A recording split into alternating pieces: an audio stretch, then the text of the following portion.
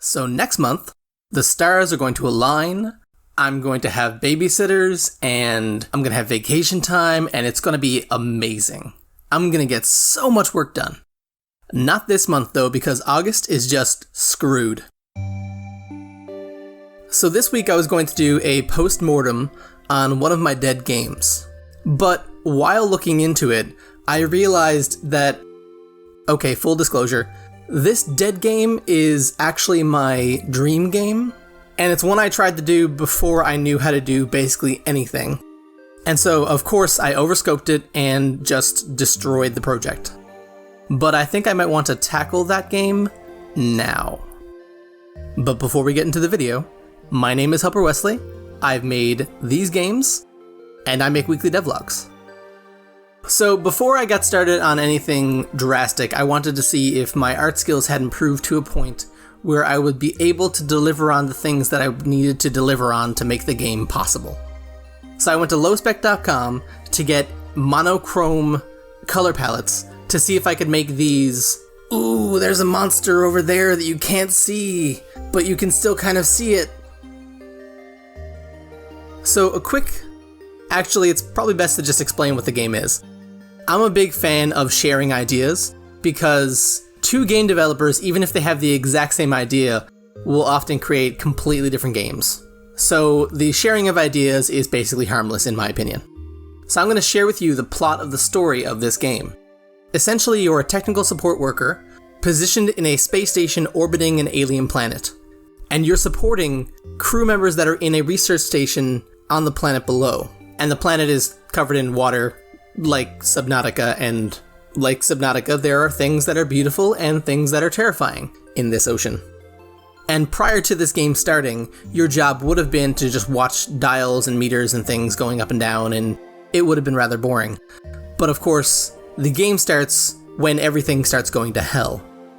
And so your job suddenly becomes to get those people out of the research station as fast as possible. Okay, so summary of the plot out of the way. This is my dream game.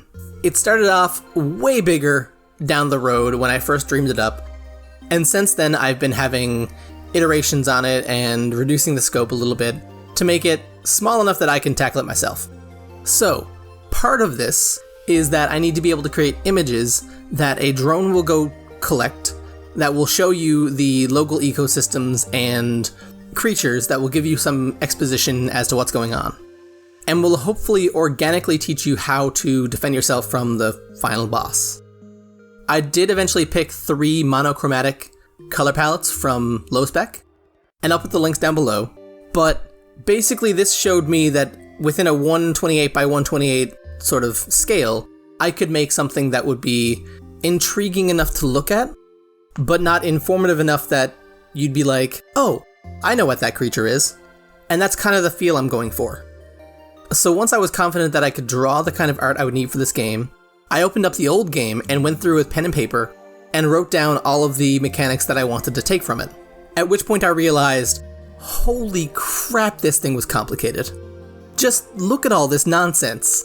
Like tab over tab over tab over tab with machines, and each machine had degradation and a high and low setting, and there was this like pseudo time mechanic where time passed in real time, but to fix things you had to spend time. It was very complicated. And that's still going to be a thing, because I want the game to be complicated enough that it's interesting, but simple enough that it doesn't scare anybody away. And I think that's going to come down to the UI. So, speaking of which, I jumped in and started creating a small-scale model of what I want the whole thing to look like. And this was basically to test color palettes again, to see what I wanted to use, but also to see how I wanted things to be laid out.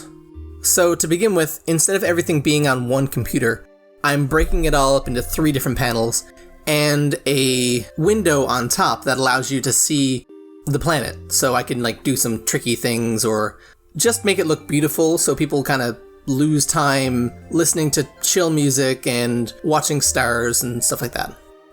What I was trying to do was to see if the scale of this game was reasonable for one person within the scale of a few months.